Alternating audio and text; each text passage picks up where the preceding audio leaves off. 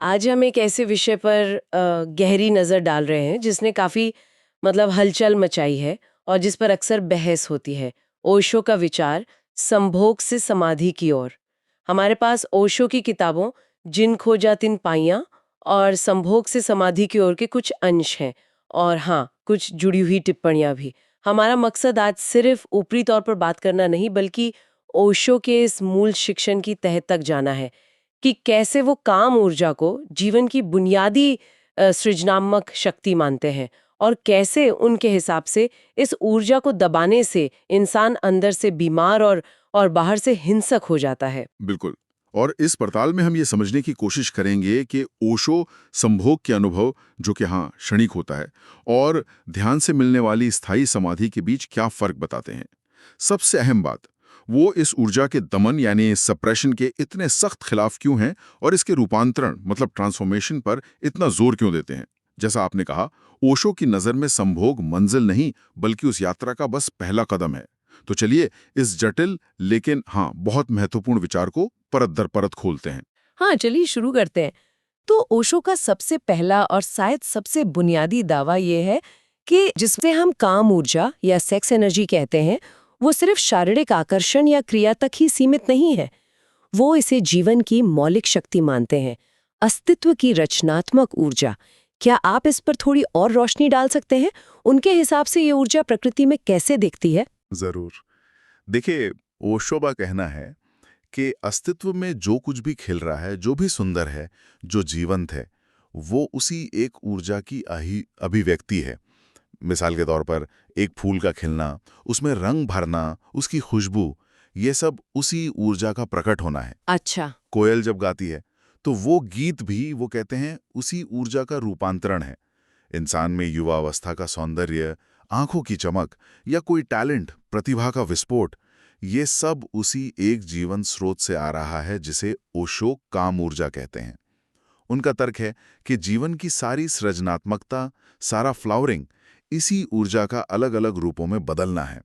ये जीवन का मतलब मूल तत्व है। ये तो काम ऊर्जा की एक बहुत ही व्यापक परिभाषा हुई। तो अगर ये इतनी मौलिक और सृजनात्मक ऊर्जा है, तो फिर इसके साथ इतनी नकारात्मकता क्यों जुड़ी हुई है? ओशो इसमें समाज और धर्म की क्या भूमिका देखते हैं? हाँ, यहीं पर ओशो का विश्लेषण काफी गहरा और कह सकते हैं आलोचनात्मक हो जाता है। उनका मानना है कि सदियों से समाज, संस्कृति और खासकर जो संगठित धर्म है, उन्होंने इस मौलिक ऊर्जा के खिलाफ इंसान के मन में गहरा जहर भरा है। इसे पाप माना गया, गंदगी माना गया, कुछ ऐसा जिसे दबाना और खत्म करना जरूरी है। हाँ, ये तो है। ओशो ने इसके लिए कोयले और हीरे का एक बड़ा सशक्त उदाहरण दिया है। हाँ, मैंने पढ़ा है उसके बारे में। वो कहते हैं कि हीरा क्या है, वो कोयले का ही तो रूपांतरित रूप है ना। हाँ, बिल्कुल। मतलब कोयले पर जब बहुत दबाव और ताप पड़ता है, हाँ, बिल्कुल, तब वो हीरा बनता है। बिल्कुल, तो अगर आप कोयले को ही गंदा और बेकार मानकर उसके दुश्मन हो जाएं, तो फिर हीरे के बनने की संभावना ही खत्म हो जाती है। सही बात है, संभावना ही खत्म हो गई। हाँ, इसी तरह ओशो कहते हैं कि प्रेम क्या है, वो काम ऊर्जा का ही शुद्ध ऊर्ध्वगामी रूप है। लेकिन अगर आप काम ऊर्जा के ही खिलाफ हो गए, उसे ही दबाने में सारी शक्ति लगा दी, तो प्रेम का अंकुर फूटेगा कैसे? आपने तो जड़ पर ही हमला कर दिया। तो उनका कहना है कि हमने जीवन के मूल स्रोत को ही नकार दिया, उसे दुश्मन समझ लिया और नतीजा ये हुआ कि इंसान प्रेम से खाली, दीनहीन और अंदर से मतलब खोखला हो गया। ये तो काफी गंभीर आरोप लगता है। हाँ, आरोप गंभीर है और उनके विश्लेषण के अनुसार इस दमन के परिणाम बहुत विनाशकारी हुए हैं। ऐसा नहीं हुआ कि काम ऊर्जा को दबाने से इंसान कोई आध्यात्मिक या पवित्र हो गया। ओशो कहते हैं कि नतीजा ठीक उल्टा हुआ है। प्रेम तो विकसित हुआ नहीं, उल्टे इंसान का पूरा चित्त, उसका पूरा मानस, वो 2400 घंटे कामुकता से भर गया। वो जिसे दबाने की कोशिश कर रहा था, वही चीज उसके सबकॉन्शियस पर, अवचेतन पर हावी हो गई। ये बात थोड़ी और समझने लायक है। कैसे? मतलब दमन ने इंसान को और ज्यादा कामुक कैसे बना दिया? क्या इसके कुछ उदाहरण दिए हैं उन्होंने? बिल्कुल। ओशो इशारा करते हैं कि आप इंसान की बनाई हर चीज में इसकी झलक देख सकते हैं। हमारे गीत हैं, हमारी कविताएं, हमारी कला, हमारी फिल्में। वो कहते हैं कि इन सब में कहीं सीधे तौर पर, कहीं छुपे तौर पर कामुकता की गूंज सुनाई देती है। यहां तक कि मंदिरों की दीवारों पर बनी मूर्तियां भी इसे अछूती नहीं हैं, वो कहते हैं। अच्छा। हाँ, पशुओं में काम एक नैसर्गिक मतलब एक नेचुरल साइकिल की तरह आता है और चला जाता है।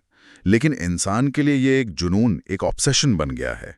उठते बैठते सोते जागते उसके विचारों के केंद्र में कहीं ना कहीं यही घूमता रहता है, क्योंकि जिसे दबाया जाता है वो और ज्यादा शक्तिशाली होकर मन पर कब्जा कर लेता है। और क्या इस दमित ऊर्जा के सिर्फ मानसिक परिणाम होते हैं या इसके बाहरी सामाजिक प्रभाव भी होते हैं? ओशो के अनुसार इसके बहुत गहरे और भयानक सामाजिक प्रभाव होते हैं। ये दमित ऊर्जा सिर्फ व्यक्तिगत स्तर पर कुंठा या मानसिक बीमारी ही पैदा नहीं करती, बल्कि जब इसे बाहर निकलने का मौका मिलता है तो ये सामूहिक हिंसा का रूप ले लेती है। सामूहिक हिंसा कैसे? ओशो इशारा करते हैं कि दंगों में, भीड़ की हिंसा में, युद्धों में जो अमानवीयता दिखती है, जैसे हत्या, आगजनी, बलात्कार, वो अक्सर इसी दमित काम ऊर्जा का एक विकृत विस्फोट होता है। जब ऊर्जा को स्वस्थ और रचनात्मक रास्ता नहीं मिलता तो वो बीमार और विनाशक रास्तों से फूट पड़ती है। इंसान के भीतर का जो पशु है वो बाहर आ जाता है, क्योंकि ऊर्जा को रूपांतरित करने की कला तो सिखाई ही नहीं गई, सिर्फ दबाना सिखाया गया। अच्छा, और इसी संदर्भ में शायद वो खजुराहो या कोणार्क के मंदिरों का उदाहरण भी प्रासंगिक हो जाता है, जिसका जिक्र स्रोतों में है। बाहरी दीवारों पर काम प्रतिमाएं और अंदर गर्भगृह में ईश्वर की मूर्ति। इसका क्या अर्थ निकालते हैं ओशो? हाँ बिल्कुल, ओशो इन मंदिरों को भारतीय मनीषा की, मतलब भारतीय विजडम की गहरी समझ का प्रतीक मानते हैं। उनका कहना है कि मंदिर बनाने वाले ऋषि जानते थे कि जीवन की बाहरी परिधि पर काम है, ये जीवन का एक तरह से प्रवेश द्वार है, लेकिन अगर कोई इसी बाहरी परिधि पर उलझ गया, इसी में खो गया, तो वो कभी जीवन के केंद्र तक, उस परम तत्व तक नहीं पहुंच पाएगा जो मंदिर के गर्भगृह में स्थित है। तो ये मूर्तियां एक तरह का संदेश हैं। इसे देखो, इसे समझो, लेकिन यहीं अटके मत रह जाना। इससे गुजर कर, इसे रूपांतरित करके ही भीतर प्रवेश संभव है। इसे दबाओगे तो भी यहीं अटके रहोगे, इसमें लिप्त रहोगे तो भी यहीं अटके रहोगे। रास्ता इसे समझकर इससे ऊपर उठने का है। ठीक है, तो दमन के परिणाम तो साफ तौर पर नकारात्मक बताए गए हैं। अब आते हैं संभोग के अनुभव पर। ओशो इसे पूरी तरह नकारते नहीं हैं, बल्कि इसे महत्वपूर्ण मानते हैं, पर हाँ, क्षणिक मानते हैं। वो कहते हैं कि इस अनुभव में कुछ खास घटता है। क्या आप उसे समझा सकते हैं? हाँ, ये ओशो के विचार का एक बहुत नाजुक और महत्वपूर्ण हिस्सा है। वे कहते हैं कि संभोग के चरम क्षण में व्यक्ति को दो असाधारण अनुभवों की एक झलक मिलती है। एक है समय शून्यता, टाइमलेसनेस। उस क्षण में समय जैसे रुक जाता है, भूत भविष्य मिट जाते हैं, सिर्फ वर्तमान का गहन अनुभव रह जाता है। अच्छा। दूसरा है अहंकार शून्यता, ईगोलेसनेस। उस क्षण में मैं का भाव, कर्ता का भाव, वो विलीन हो जाता है। व्यक्ति अपने गहरे अस्तित्व में उतर जाता है, जहां कोई द्वंद्व नहीं होता। ओशो मानते हैं कि शायद इंसान को समाधि की, उस परम आनंद की पहली भनक, पहली झलक इसी संभोग के अनुभव में मिली होगी। तो अगर संभोग में इतनी गहरी झलक मिलती है, तो फिर समाधि की जरूरत क्या है? इन दोनों में मूल फर्क क्या है? हाँ, यहीं पर ओशो एक बहुत स्पष्ट रेखा खींचते हैं। वो कहते हैं कि संभोग की ये झलक बिजली की कौंधी की तरह है, क्षण भर को आती है और चली जाती है। इसमें आनंद तो है, पर यह स्थायी नहीं है। ठीक है। और सबसे महत्वपूर्ण बात, इस प्रक्रिया में बहुत सारी जीवन ऊर्जा नष्ट हो जाती है। व्यक्ति खाली और थका हुआ महसूस कर सकता है बाद में।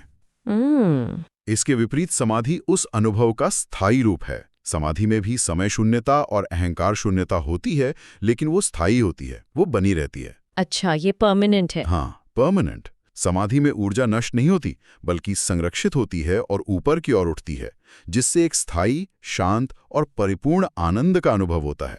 समाधि के बाद थकान नहीं, बल्कि असीम ताजगी और ऊर्जा महसूस होती है।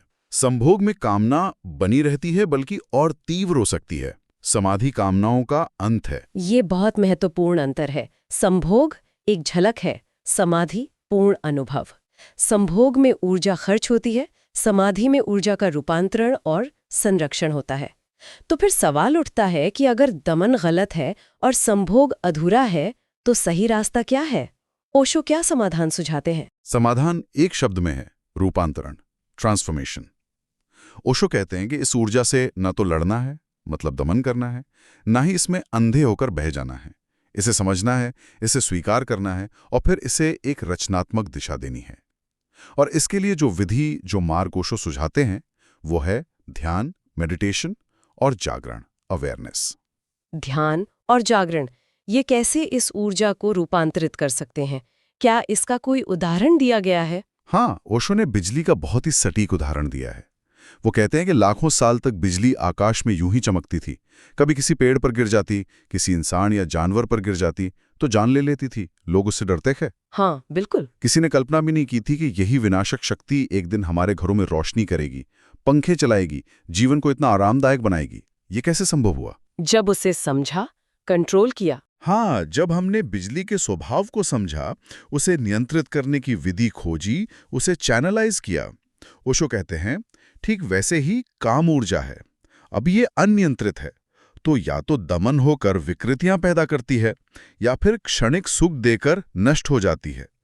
लेकिन अगर हम ध्यान और जागरण के द्वारा इसके स्वभाव को समझें, इसे नियंत्रित करना सीखें, तो यही ऊर्जा ऊर्ध्वगामी बन सकती है। यही ऊर्जा हमें पशुता से उठाकर देवत्व तक ले जा सकती है, प्रेम, करुणा और समाधि में रूपांतरित हो सकती है। यहाँ एक और महत्वपूर्ण बात सामने आती है, दमन का मनोवैज्ञानिक असर। ओशो कहते हैं कि दमन से व्यक्ति अपने ही खिलाफ खड़ा हो जाता है, अपने ही एक हिस्से को दुश्मन मान लेता है। इसके क्या परिणाम होते हैं? इसके दो मुख्य परिणाम ओशो बताते हैं। एक, व्यक्ति अंदर ही अंदर टूट सकता है, खंडित हो सकता है और बहुत ज्यादा मामलों में विक्षिप्त यानी मानसिक रूप से बीमार हो सकता है, क्योंकि वो लगातार अपने ही एक हिस्से से लड़ रहा है। दूसरा, वो पाखंडी यानी हिपोक्रेट बन सकता है। बाहर से वो नैतिकता का, पवित्रता का ढोंग करेगा, लेकिन भीतर उसकी दमित वासनाएं उबलती रहेंगी। यह अवरूणी संघर्ष उसे कभी शांत नहीं रहने देगा। इसीलिए ओशो कहते हैं कि सच्चा रास्ता दमन का नहीं बल्कि जागरण का है। जागरण यानी अवेयरनेस? इसे थोड़ा और स्पष्ट करेंगे, ये कैसे काम करता है? जागरण का अर्थ है होशपूर्वक देखना, बिना किसी जजमेंट के, बिना किसी चुनाव के। अपने भीतर जो भी उत्साह है, चाहे वो क्रोध हो, लोभ हो या काम हो, उसे बस एक साक्षी की तरह देखना। बस देखना। हाँ, जैसे बुद्ध कहते थे, चलो तो जानो कि चल रहे हो, बैठो तो जानो कि बैठे हो, करवट लो तो जानो कि करवट ली है। हर क्रिया, हर विचार, हर भाव के प्रति सजगता। ओशो का कहना है कि ये होशपूर्वक देखना ही जादू का काम करता है। जब आप किसी भाव या ऊर्जा को होशपूर्वक देखते हैं, तो आप उससे अपना तादात्म्य, अपनी आइडेंटिफिकेशन तोड़ देते हैं। आप उससे अलग हो जाते हैं। अच्छा, एक दूरी बन जाती है। हाँ, और यही अलगाव, यही साक्षी भाव उस ऊर्जा को रूपांतरित करने लगता है। जब आप जाग जाते हैं, होश से भर जाते हैं, तो दमन की जरूरत ही नहीं रहती। जैसे कमरे में रोशनी ले आने पर अंधेरे को धक्का देकर बाहर निकालने की जरूरत नहीं पड़ती, रोशनी का होना ही अंधेरे का न होना है। वैसे ही होश का होना ही दमन का अभाव है और ऊर्जा के रूपांतरण की शुरुआत है। तो संक्षेप में, ऊर्जा दुश्मन नहीं बल्कि एक तरह का कच्चा माल है। दमन उसे बिगाड़ता है, जागरण उसे संवारता है। दमन नीचे गिराता है, जागरण ऊपर उठाता है। बिल्कुल सही कहा। यही ओशो के दृष्टिकोण का सार है। और इसी समझ के आधार पर वे संभोग को पूरी तरह नकारते नहीं हैं, बल्कि उसे एक महत्वपूर्ण स्थान देते हैं। हाँ, और यही शायद उनके विचार का सबसे विवादास्पद हिस्सा भी है। वो संभोग को समाधि तक जाने वाली सीढ़ी का पहला पायदान कहते हैं। इसका क्या मतलब है? इसका मतलब है कि जीवन ऊर्जा नीचे से ऊपर की ओर बहती है, काम ऊर्जा सबसे निचला केंद्र है, मूलाधार है, बेस है, समाधि सबसे ऊंचा शिखर है, सहस्रार। ओशो कहते हैं कि जो लोग पहले पायदान का ही विरोध करने लगते हैं, जो नींव को ही नकार देते हैं, वो कभी ऊपर चढ़ ही नहीं सकते। अच्छा, आप उस ऊर्जा से ही कट जाते हैं जिसे रूपांतरित करना है। इसलिए पहला कदम है इसे स्वीकार करना, इसे समझना, इसके प्रति होशपूर्ण होना, फिर ध्यान के माध्यम से इस ऊर्जा को धीरे धीरे ऊपर के केंद्रों की ओर उठाना है। ये एक यात्रा है, नीचे से ऊपर की ओर। काम ऊर्जा वो कच्चा पदार्थ है जिसे ध्यान की अग्नि में तपाकर समाधि का सोना बनाना है। इसलिए ये पहला सोपान है, अनिवार्य है, लेकिन हाँ, ये मंजिल नहीं है। और ओशो ये भी साफ करते हैं कि जब कोई व्यक्ति ध्यान और जागरण के द्वारा उस परम आनंद यानी समाधि को उपलब्ध हो जाता है, तब उसकी दृष्टि में क्या बदलाव आता है संभोग को लेकर? तब एक क्रांतिकारी बदलाव आता है। ओशो कहते हैं कि जिसे समाधि का अमृत मिल जाता है, उसके लिए संभोग का क्षणिक सुख बहुत फीका पड़ जाता है, बल्कि दुख जैसा लगने लगता है। उसे लगता है कि ये तो ऊर्जा का भारी अपव्यय था, एक तरह का पागलपन था। तब ब्रह्मचर्य आरोपित नहीं करना पड़ता, वो सहज रूप से फलित होता है, स्पॉन्टेनियस। जैसे जब सूरज निकल आता है तो दिया जलाने की जरूरत नहीं रहती। जब परम आनंद मिल जाता है तो छोटे मोटे सुख अपने आप पीछे छूट जाते हैं। ये सहज ब्रह्मचर्य है जो दमन से पैदा हुए आरोपित ब्रह्मचर्य से बिल्कुल अलग है। आरोपित ब्रह्मचर्य में संघर्ष होता है, सहज ब्रह्मचर्य में शांति और पूर्णता होती है। तो कुल मिलाकर देखें, ओशो का संभोग से समाधि की ओर का विचार मूलतः ऊर्जा के रूपांतरण का एक विज्ञान है। ये दमनकारी नैतिकता के खिलाफ एक तरह का विद्रोह है और जीवन की मौलिक ऊर्जा को सम्मान देकर, उसे समझकर, ध्यान और जागरण के माध्यम से चेतना के उच्चतम शिखर तक ले जाने का एक मार्ग सुझाता है। ये छिपाने या लड़ने की बजाय जानने और रूपांतरित करने पर जोर देता है। हाँ, ये जीवन को उसकी समग्रता में, उसकी टोटलिटी में स्वीकार करने का आह्वान है, उसकी जड़ों को भी और उसके फूलों को भी। ये पारंपरिक धारणाओं को चुनौती देता है और मानव मन और ऊर्जा के रहस्यों पर एक गहरी और कह सकते हैं प्रायोगिक दृष्टि डालने का प्रयास करता है। ये हमें सोचने पर मजबूर करता है कि कहीं हमने अपनी सबसे कीमती ऊर्जा को गलत समझकर, उसे दबाकर अपनी ही प्रगति और आनंद का रास्ता तो नहीं रोक दिया है। तो इन सब बातों का सार क्या निकलता है? शायद यही कि जीवन ऊर्जा एक शक्तिशाली नदी की तरह है। आप बांध बनाकर उसे रोकेंगे तो वो बाढ़ लाएगी, विनाश करेगी। आप उसे समझकर नहरें खोदेंगे तो वही नदी खेतों को सींचेगी, जीवन देगी। ओशो हमें एक तरह से नहरें खोदना सिखा रहे हैं, बांध बनाना नहीं। बिल्कुल। और यहाँ एक सवाल भविष्य की खोज के लिए सोचने के लिए छोड़ा जा सकता है कि अगर व्यक्ति अपनी इस मूल ऊर्जा से लड़ना बंद कर दे और उसे ध्यान और होश के माध्यम से रचनात्मक, प्रेमपूर्ण और आध्यात्मिक दिशा दे सके, तो क्या हम व्यक्तिगत स्तर पर और सामूहिक स्तर पर एक ज्यादा स्वस्थ, शांत और जागरूक दुनिया नहीं बना सकते? क्या इंसान की तथाकथित पशुता वास्तव में उसकी देवत्व बनने की कच्ची सामग्री है? ये प्रश्न ओशो के विचारों के केंद्र में है और आगे विचार करने योग्य है।